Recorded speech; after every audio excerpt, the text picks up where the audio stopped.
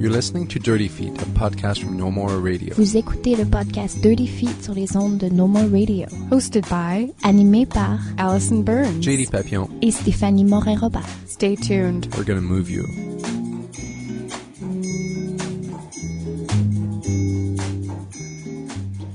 Hello, Dirty Feet podcast listeners. We have two very interesting interviews for you today to make one complete episode. The first is about Cirque Prom. We're going to be speaking with Krin Haglund and Adam Kuchler about the contemporary circus show Cirque Prom, followed by an interview with Kate Holden, the performer and original commissioner of the work Wood, choreographed by Mélanie Demers. Both these shows are going to be presented in Montreal in the next few days, so we're going to be talking about them. Also, a quick reminder, you can check out Dirty Feet on Facebook. We have our own page, and on Twitter at Dirty Feet. These are great ways to learn about different things that are happening all over the country in the dance world. Tweet at us, Facebook at us, if there's something interesting that you think that we should know about and that we should pass along to the rest of our listeners. And join us on our online community.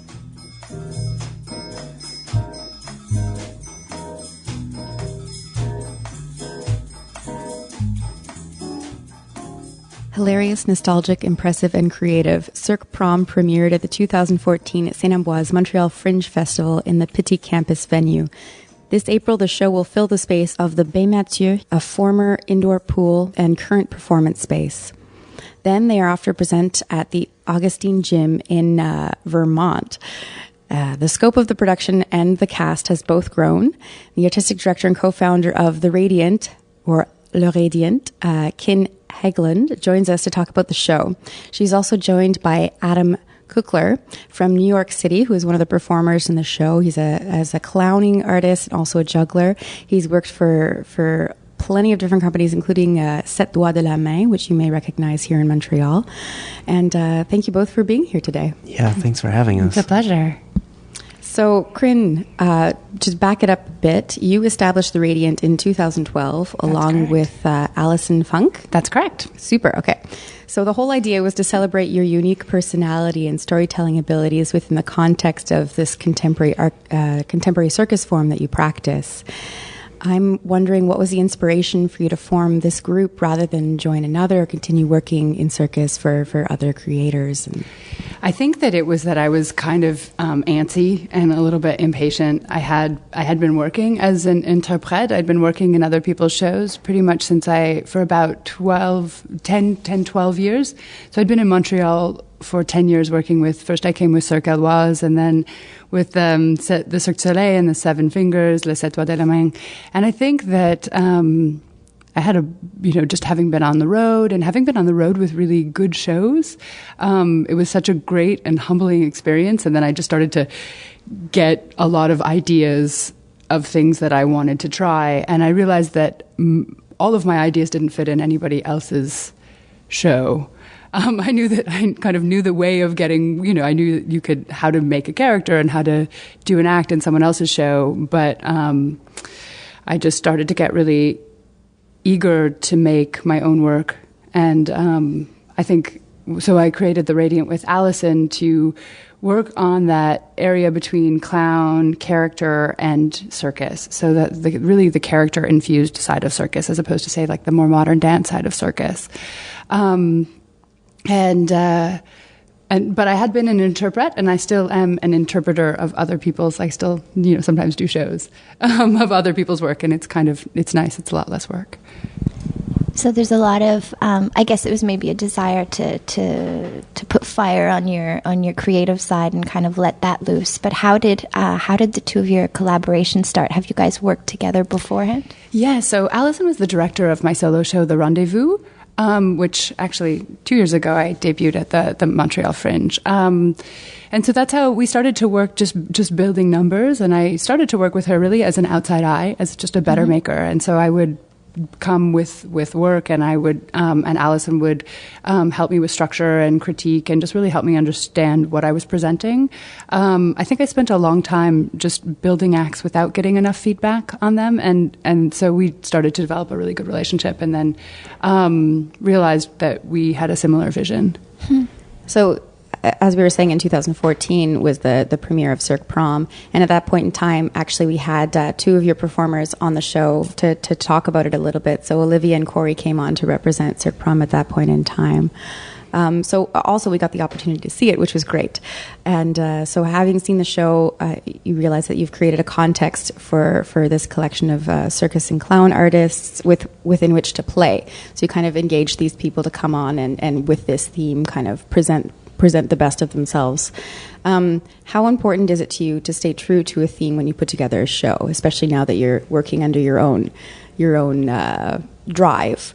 How does it influence who you work with? Or do you allow your thematic to be tailored to the artists available and their talents that they bring to the table? With this one, I wanted to play with the concept of a prom, but I tend to be attracted to artists that have something like a really unique spark about them. I sometimes think about the people I like to work with, like unicorns. I really like to work with people who present something really different on stage that we don't see all the time. And it doesn't actually have to do with what you look like. It's really how you share what you've got, whatever that is, like whatever your skills are. I'm a really firm believer, and it's when you're watching people work to the limits, like in terms of circus especially, but also in terms of clowning, but when you're watching people work to the limits of their ability, no matter what that ability is, if that is done very well and with like genuine connection and heart and humility, it's always going to be really interesting to watch. And so I like people who, even if they're doing something totally goofy or totally ridiculous, they give themselves fully in a very generous way to the audience. So with this project, I knew for the theme, but I tended to just pick people that had that spark and that really great presence. I needed people who could kind of cross between the worlds of character and clown and also had circus acts, a technical background in circus. So I needed people who had who could really seamlessly kind of go between character and just doing acrobatic tricks for this project. And so, Adam, how did you become engaged in this project? I had worked with Krin with the Seven Fingers. We did a show together a few times, so we knew each other from that. We're actually both from Wisconsin in the United States, so there's that little connection too. But so she had Cirque Prom, and she asked me to do it, and I said yes. That's how I got it. I really enjoyed it. You know, we understand each other really well, coming from the same place. Also, she has the clown background and the circus background, so we have a lot of the same vocabulary and the same. She talks of structure, and I would talk of structure as well. Like you set yourself up, and you can still play within that structure. It's not so exactly scripted, and it's not totally improvised either. It's kind of in the middle. Just with what you were saying before we started recording, it sounds like there's a parallel as well between your loves of clowning and kind of I don't know, you alluded to juggling as the way to pay the bills, but clowning is the passion a little bit. Clowning is just fun. You just get to be yourself and you don't have to you don't judge yourself. You just do the things. You move how you feel like moving, and you just don't judge yourself, and then people end up liking it usually. Is it undervalued in the circus industry? That whole side of things? In the circus industry, in some ways, I would say that it's not undervalued at all. There's a lot of shows where the clown, if you want a good clown, then that means you have to do some sacrifices for that. A clown can get paid as much in some shows as like a teeterboard act with a dozen people, because it's not an easy thing to do. It takes a long time to even start to get good at it. At the same time, there are a lot of shows where they're like, just go do some clown, and it's totally. Sometimes it's not respected at all. You get both sides. Mm. But I think within the Montreal circus scene, character work and clown is generally pretty valued. Generally people don't talk so much numbers, but it's pretty well known that like at Cirque du Soleil, clowns tend to be paid well, as opposed, acrobats are a little bit. People are they're easier to replace, frankly.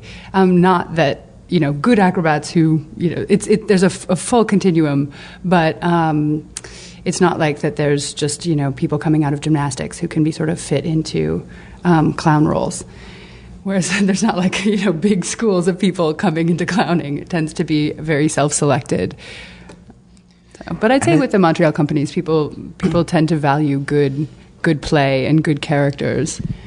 Yeah, and on the other side, though, because the clowning is so personal, it is a little bit from the directing, producing side. It is a little bit difficult. It's difficult to replace a clown. If you have a person that works well in the show, to find another person that fits in a similar way is quite difficult. So sometimes it makes sense to avoid using clowns as well. I shouldn't have said that out loud, did I? You did just say that. Keep hiring him. Really, the wisest of companies always Hire Krin and Adam. Yeah, it's really sort of the mark, I would say. Yeah. But with this show, I'm trying. I feel like everybody gets to play in the zone of clown, a bit, and it's really fun. And now that I've expanded Cirque Prom from the initial cast of 4, which included myself, so this time I've pulled myself out and I'm just an outside eye, which is really a lot of work, but so much fun. It's absolutely great to watch. That with the structure of the show. Everybody gets to play with clown and do characters, do work that comes from them, that's based on themselves. So I'm combining acts that have already existed on skills that they already have. So we've adapted pre-existing acts in some cases, and then there's a lot of original material as well. And so I think, just sort of as Cirque Prom lives and continues in the future, it's going to be that mix of original acts, adapted acts, acts that the artists had themselves, acts that were written for Cirque Prom, and then group numbers. So on this subject still, I'm sticking to it, part of the charm of the original show for me was both the unexpected moments and also, of course, these strong characters that we're talking about. And the physical impressiveness of the work was almost a given, that everybody was a superstar in whatever format they were using, but it was almost...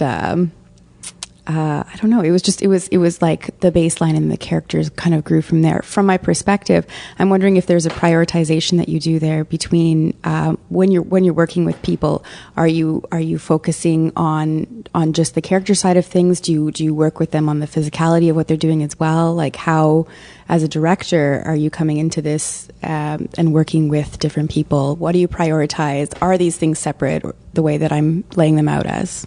Yes. So for me, just because the Radiant is a small company, I'm just getting started. I don't have yet the ability to just have a training space for artists where they can come and work on their technique, for months, because in circus, tricks take a long time to get. So I ask that the artists come with a pretty high level of technique. Now, that doesn't mean that if someone has a trick that needs spotting, we can't provide, spotting or some extra outside eyes or extra coaching if that's necessary. But in general, with the show Cirque Prom, because it is that sort of mix of ensemble work with cabaret style, for me, I'm absolutely prioritizing the character and the personality and that that presence on stage, that generosity with the audience that I think you maybe sensed a little bit last year with the cast. And for me, that's a lot more important than the tricks. The tricks are very critical to the show because it's just nice to lose yourself in human achievement and just people working hard on what they do. But for me, the thing that I think makes circus so poignant and also transcendent are these characters that are really humble and relatable and very funny. I really want people to just kind of lose themselves in the goofiness of high school and prom and these memories. Yeah, I think just on the technical side, I've been working in circus now for 20 years, and there's some stuff in this show as people are running through their acts, like my jaws dropped a good handful of times. The technical level on it is shocking. I don't want to say shocking has negative. It's really great. Some people doing some super high level tricks, but also really unique stuff that I haven't seen before. It's really the technical level is high as well as the character stuff is great and everything. But my goodness. Yeah. My goodness. the relationship with the audience is definitely important for those who plan to attend the show, who've attended in the past. They have the opportunity to get all dazzled up and dressed in prom style, which is a great invitation to kind of let them in on the game and on the fun. So what's the importance to you in involving the audience within the process or during the performance? I think for me, with the importance of the audience in the show, it's just so much fun to give people a chance to play. And in this show, because the artists are, they're so strong technically, and they're also so strong with character, we can really let the audience play with us. We have a lot of room for the audience to have fun. I think it's just, I feel like we don't dress up enough. It's fun. It gives us a chance. Like, everybody loves Halloween. There's no stress. You're not obliged to dress up to come to the show, but it is really fun to just have like a good night out with your friends where you get to get all dressed up and you come see a great show. And we do play with the audience. We bring the audience up on stage. We're not mean to them. But we do really use the audience, and we use that element of surprise. And for me, it's really important in bringing people up that that person that we brought up, the rest of the audience is going to empathize with them. So I really take a lot of care with that relationship. But I make sure it's really fun. Adam's worked on a new audience participation act, which will give you. And also, I think circus, although it does get like fourth wall-y sometimes, in general, circus, there isn't a fourth wall, and it's really a shared experience. And it's not, while there is an audience sitting and watching a show, the performers on stage aren't pretending that they're not there. Like, we're all experiencing all of this stuff together. And that's one of the things that I love about circus so much. And with prom, everybody in the room is at prom together. So even though, we do use people from the audience, but most of the people are going to be watching it. But there's a communication that happens. Mm-hmm. And there's something magical as well when you're in disguise or when you're dressed up. It almost gives you this permission to kind of let loose and have even more fun, or kind of get wild. So I think that's something I remember from seeing it and having like, oh yes, I get to give a second life to my prom dress. Or take goofy pictures and it's fun. It gives the audience just a chance to play. Yeah. And I feel like that's one of the things with the show that I really want to allow grown-ups to just like embrace the silliness that we like as kids play all the time, but like as grown-ups we're we often we're so serious and we forget just to like enjoy really goofy things and let ourselves play, let ourselves dress up and have fun with our friends and have fun just laughing and watching a show. And for me, that's just like that feeling is transcendent. Like I just in rehearsals I'm just giggling, like my cheeks are hurting, and then I have to like write and take notes and be serious, but it feels great just to let go and laugh and have fun. And that's what I hope to capture with prom. Is a really great vehicle for that. When for some people and in certain times of your life, prom is the most important night of your life. It's so serious, but it's also actually completely ridiculous, and it's fun to have both of those sides going on all the time. And then it sounds like the immersiveness is getting one step further with a DJ after party this time around. It felt like when I did it, with the Fringe, just the turnover is so fast. But we just we all kind of felt like we didn't want the show to end right away. And so it just felt too short. So this time the show is a little bit longer, and we have really great DJs afterwards. They're both nights. I mean, it's just going to be so much fun. And so the artists will come out and we'll just dance. And there's a bar at the Bain Mathieu, and it's a fantastic place for dancing. And there's two really, really great DJs. We have Christelle Franca on Friday, and then I have Speakeasy Electro Swing for Saturday. And they're just both like great dance DJs. So it's gonna be really fun. And there's a few circus acts. There'll be a few performers that will, when the DJs take a little break, you'll have a chance to watch even more impressive stuff while you're still dancing. So I'd love to talk about how you've presented work at the Montreal Fringe in the past as well. You did your solo show, The Rendezvous, that later played at the Montréal Complètement Cirque Festival. And then you did Cirque Prom, of course, last year, which is now being presented in collaboration with Cirque Antique for the show at Bain Mathieu, and then over in the States with the New England Center for Circus Arts. So clearly you're using Fringe as some sort of starting point for your shows. Yeah, but absolutely. I've used it now twice, the Fringe. I mean, I almost wanted to do it again this year, but I just don't quite have time. But the Fringe it's such a good way to test work and get something out there. You test your concept, you figure it out, you get so much good feedback. The investment financially it doesn't, of course, you have to produce the show yourself, but because you get good technical support, you get so much promotion help, it helps you just sort of learn how to build a show in your own voice. It's a fantastic vehicle for figuring out what you want to do and how you want to say what you want to say, because you don't have to do everything. It's not like it's entirely self-produced. Your job is to come to the Fringe with a good show and the best show that you possibly can for your spot at the Fringe. But, it's really great with the technical help and good theaters and good support. And, I think the Fringe is a fantastic place to test work and get it out there. I think more people should do it. And I encourage more people in circus, particularly because there's lots of people who are really creative, doing creative like clown and, circus and circus theater, dance hybrids. I hope that the circus community takes advantage of it as well, because it is such a really great place to just get your ideas out there in front of a really, really receptive audience. So you're pretty busy. There's this show that's happening now, but there's also you have solo work that's going to be going to Uno Fest in Victoria, BC, which is quite exciting. So how are you managing to juggle all of these things happening at once, and going from an outside eye and producing work and directing work to performing it, your own creations? I think I'm still figuring it out. The thing that I'm having a hard time with is just making time for like training time, just like physical training time, like pull-ups and push-ups and stuff, because I do a lot of circus in my solo show.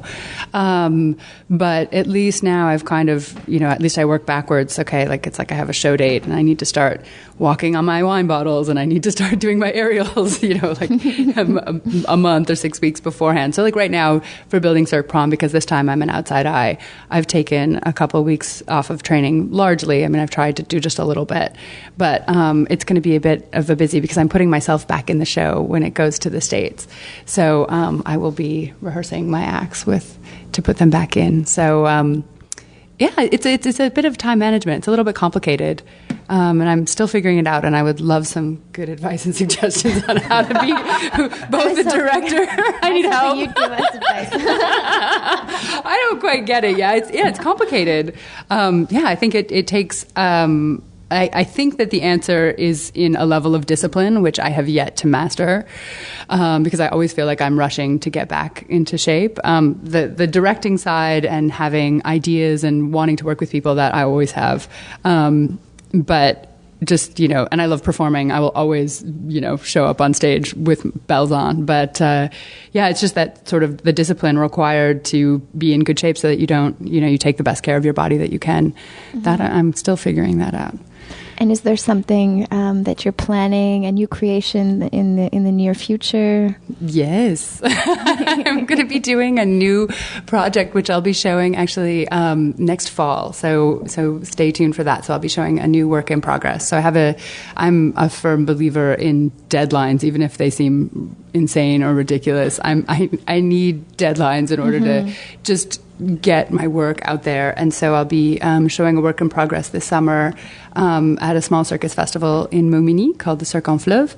And then I'll be showing it again in Montreal in October as a work in progress. Cool. It'll be fun. Suspense. That's right.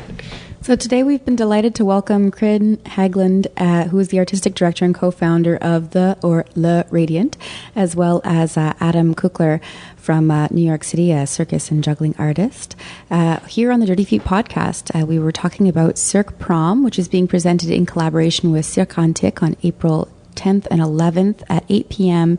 at the Baie Mathieu here in Montreal.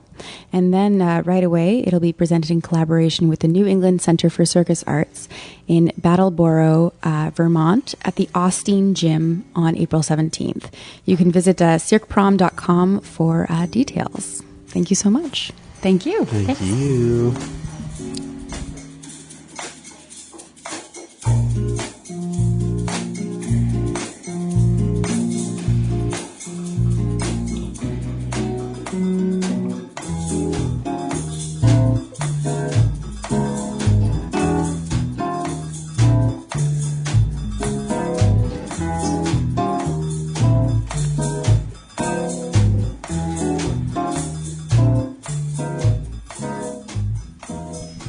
Montreal choreographer Mélanie Demers of the company Mayday is presenting her piece Wood at Usine C in Montreal this week. In short, the show muses about possibilities and is performed by a male-female duo, Marc Boivin and Kate Holden. Kate joins us on the podcast to talk about the work. A shorter version of the piece premiered in Toronto in 2013 and was actually commissioned by Kate herself. Thank you for joining us, Kate. It's a pleasure. First things first, what does wood mean to you as a work and as a word? The work is definitely a play on all the possibilities, and Melanie talks about that in the way that she talks about the work. But for Mark and I performing it, it's a constant battle of what is structured and what is not, and so it's a continuous play at all times of what it could potentially be for that run through, that show, that rehearsal. The word itself, I don't know. It's a funny word, but I love the way that it looks, even written down when it's done in all capitals that way. There has a real balance to it, and for me, I think about all of the things that you can imagine for your life, for the world, for the darkness, the positive, all the possibilities. It's all held right there in the word. And when you brought this commission to Mélanie Demers, did you bring wood with you, or what was your initial intention with this commission? Mélanie definitely came up with the word, with the piece, with the whole structure of it. The intention of the commission originally for me, I started commissioning work as a way of taking some initiative and control as a dancer. So much of what we do as dance artists is driven by the choreographer. And so wanting to expand my artistic experience as a dancer, I started to commission work. My initial choice was to sort of circumvent the natural process of things, and I asked Mark to dance with me. Mark is an artist that I've always admired. He's been one of my teachers. He's a colleague. We've performed in other works together before. I think he's an absolutely brilliant artist. And so that was a dream of mine, to dance with him again. So I approached him, and together we sort of brainstormed our dream team of potential choreographers.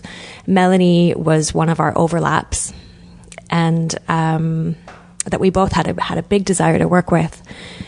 Partly because of the humanity and the darkness, the fragility, the strength, the dichotomy of her work, we were both really attracted to. So then we approached Mélanie with the commission, and she, with some reservations, agreed. I think it was a little bit of a surprise to her. And she already has her team of people that she works with on a regular basis, and she had never considered working with Mark or I. So we launched onto the commission that way. And she came into the studio, of course, with some ideas, but the word would, or the idea that this work would be about possibilities, wasn't there from the get-go. We actually really just started in conversation with each other in the things that we were interested in, and this all developed from those conversations and the initial research. And given not only the fact that you instigated this project, but also that you and Mark are both credited as collaborators as well as performers in the work, how much ownership do you feel over the product, especially now that it's also been extended and I imagine altered from the initial commission? In doing the original commission, I was very in control of a lot of the elements and proposed the composer to Mélanie, proposed a whole lot of the theater where it was going to be produced, like all of the structure around the original composition was my proposal, and that she met then artistically. And so doing it now, it's kind of lovely to not be in charge of all of those elements again, and I get to step back and be a dancer, but I still feel very responsible and engaged in how this piece came about. I'm curious about whether or not that would create conflicts in the studio in the creation process between, Mélanie, who you've given the choreographic leeway to and all the control to in that sense, and then is there a negotiation that happens in that relationship that's different than a negotiation you would have as an interprète for a choreographer who's invited you into their process? I don't think it actually does create conflict in the studio. I work very hard when I do commissional work to step into my role as a dancer when I'm in the studio. And I'm not a producer in that sense, and I try not to color the work from inside the studio, that the structure that is in place exists already, and I don't have to control it as a dancer. And how much has the work changed? So now that it's going to be presented again, a longer version of it, of course, was the extra material that's been added on something you guys already researched, or is it an extension of the feedback and the response that you had the first time you presented it? We haven't actually added much new material. In fact, I would say there really is no new material. We all felt when we did the shorter version of the work that there was room for it to be larger, blown up, exploded just a little bit. So when we went back to reworking it, we actually started to look at just sort of unraveling it a little bit. So things have been extended. It feels like it has more space in a lot of ways. And for Mélanie, that's quite a departure from the way that she normally crafts the arc of her work. And we were all, I think, a bit surprised by the impact that it gave some sections. I think there was some concern at one point that it would dilute it, but it actually has made some of the images much harder to deal with in a really impactful way. And how has it been with Mélanie, who I believe just recently gave birth? She did, to a beautiful baby boy. And that's kind of mid-process. You guys just loaded in last week. And so, I mean, she's quite a bit on her plate. And I think it's probably great that you do have this awareness of how to market and that outside understanding outside of the studio as well. So Mélanie always knew everything falling into place as we hope it does. She always knew that she would be giving birth right before the show. So that's part of the reason why we're doing this piece in the first place, because she was initially supposed to be presenting a solo at Usine C. Oh, yeah. And when she realized she was pregnant and the timing of the arrival of her son, she proposed this other plan that we bring back Wood and work on expanding it. And in the planning of the timing of it all, we actually did most of our work back in January, February of this year, when Mélanie was still able to be with us, and spent 10 days in the studio really getting into the meat of the work then, so that we knew the expanded structure already.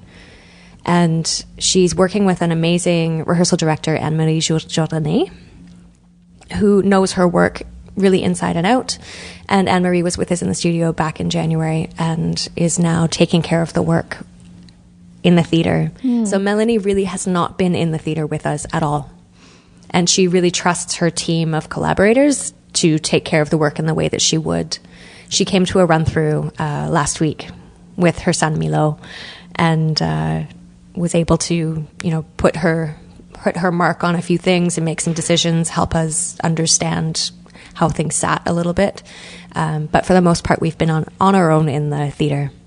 And back in January and February, when you guys were kind of did this 10-day intensive of diving back into the work, was that done in Toronto or in Montreal? In Montreal, yeah. A lot of the creative work on this project has been done in Montreal. It's easier for me to travel here than it is to bring the two of them to Toronto, just because I'm one versus two. Yeah. And so most of the research what happened in Montreal. We had a wonderful residency in Toronto back in 2013 for 2 weeks at the Dance Makers space. But otherwise, we've mostly been here in Montreal at Cirque or at Usine. I'd like to talk about you and Marc Baudin as dance partners, because obviously there was something there to begin with, a chemistry or a spark as duet partners. Can you identify what it is that makes the two of you work well together? There's definitely a mutual respect and admiration for each other as artists. I can't explain it necessarily why sometimes it works better than others with a partner.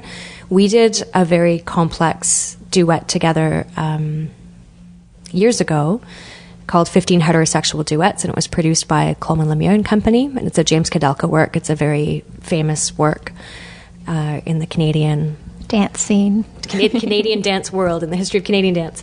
And it's a beautifully complex piece, and Marc and I partnered together on three duets within the work. And there's something, maybe it's proportions, maybe it's the way that we communicate with each other, but it was easy. Sometimes when you have complex partnering work like that, you end up fighting each other, but it was very easy for us to instinctively work with each other and understand each other's cues and weight, and it's just sometimes works. I can't really explain that part of it. And then on top of the physicality of it, there's obviously the fact that you get along well. We get along. Yeah. We like to hang out, so that's also helps, right? If you can actually go hang out and have a dinner with somebody after rehearsal, it's an extra bonus. Mm-hmm. Also, back in 2014, last year, he received the Dora Maver Moore Award for Outstanding Performance for his performance in Wood. I'm not familiar with this award. Could you tell us a bit about what it means? Right. The Dora Maver Moore Awards are theatre and dance and opera awards in Toronto, and it's a juried prize, and the jurors for the year will go see all of the dance productions that are happening throughout the city, and then vote at the end of the year. There's a short list, and then they vote, and somebody wins. And it's a lovely recognition. The work actually was nominated for 5 awards. Wow. It means a lot, and especially for me as a producer, someone like, I just felt such pride in the fact that we had clearly impacted on so many levels. So Marc and I were both nominated as performers. Mélanie was nominated for the choreography. My husband Josh was nominated for the music composition, and the lighting designer Simon Rossiter was also nominated for lighting design. So to be recognized on all levels for the production really meant a lot to us. And then for Marc to win, it was just, icing on the cake. Oh, that's fantastic. Not having seen the work myself, but being able to see the promotional video online and kind of get a taste, a sample of what kind of piece this is, and also just understanding Mélanie Demers' work in general, having a lot of gestural or action-based movements, and then having a lot of like purely physical dancing sections. And I'm wondering, is there a line drawn between those two worlds in the piece? Do you find that you are switching things on and off, or is there a blend, or how does that feel? It definitely feels like a blend and a constant negotiation in sort of turning up the volume on certain parts of it and turning down the volume on others. Like it's not a clear cut, now I'm doing this action. And Mélanie especially does not like when she sees the choreography. So she hates when it looks like a dance break. So we worked a lot on finding the tuning in the play. So there's actually a fair bit of improvisation still. So within the set dance moments, there's actually a lot of improvisation around rhythm and sort of checking in, checking out of the structure of the movements themselves, so that I can never, as a dancer, go, okay, this move follows this move, follows this move. But I always have to keep aware of what Mark's choices are, what my previous choices are, and how they impacted him, and keep a constant sort of checking in on the thing. It feels very alive. And then the spoken gestural parts of it, there's actually a lot of text in the work, but it is also improvised.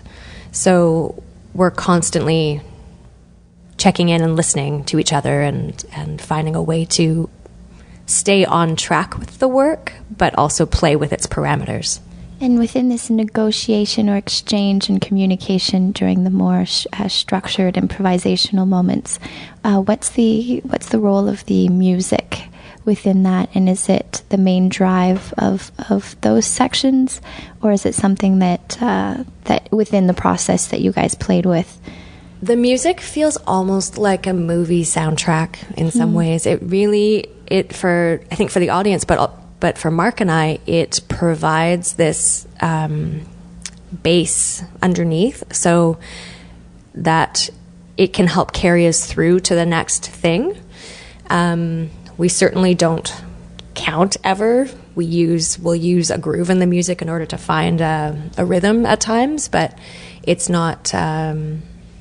it feels like another player in some ways in the work. And the music has been constructed in a way that it can be malleable to our choices, so that if a certain section lasts a little bit longer, a little bit shorter than it did the time before, it can then be manipulated to move with us.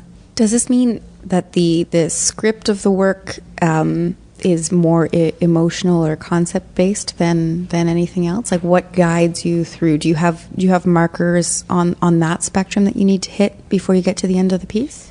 The script or the structure of the work definitely has peaks and valleys in it, and so in terms of our volume, what we're saying, the type of thing that we're saying, or how extreme it might get at one point, are definitely they're choreographed, so that we know that I have to peak at a certain moment and go over the top and then allow it to come down again.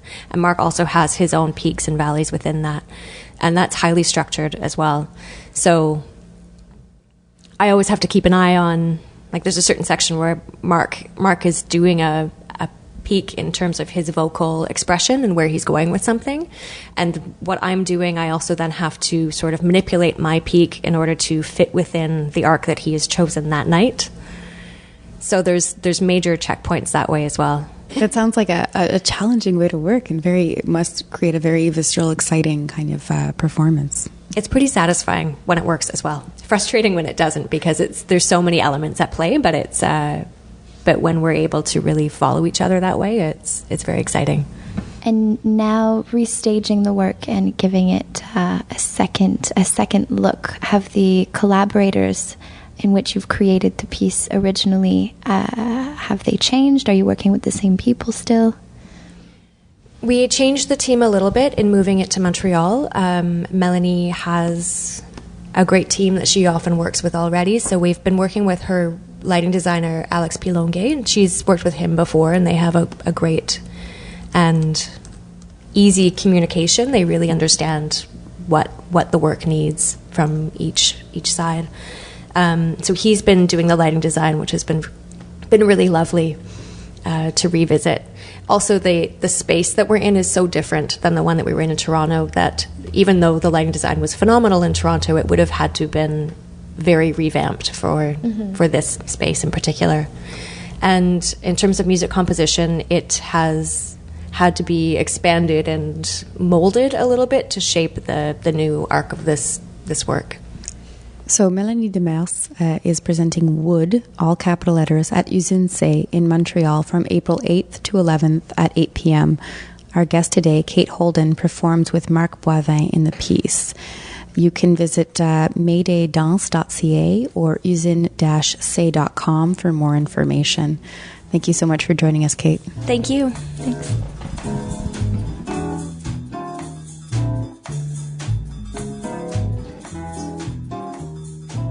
Dirty Feet was previously recorded at the Montreal Improv Theatre and is currently recorded out of Mainline Theatre. Thanks, dudes. Dirty Feet est produit et animé par, produced and hosted by Allison Burns, JD Papillon, et Stéphanie Moret-Robert. You can find out more about our show at nomoreradio.com, follow us on Twitter at Dirty Feet, and find us on Facebook at Dirty Feet Podcast. Vous pouvez écouter tous nos épisodes sur notre site web ou vous pouvez vous abonner également sur iTunes à notre podcast. Listen to past episodes on website or subscribe to the podcast on iTunes. While you're there, be sure to give us a rating and or leave a comment to help us spread the word. Tune in next week for a whole new show.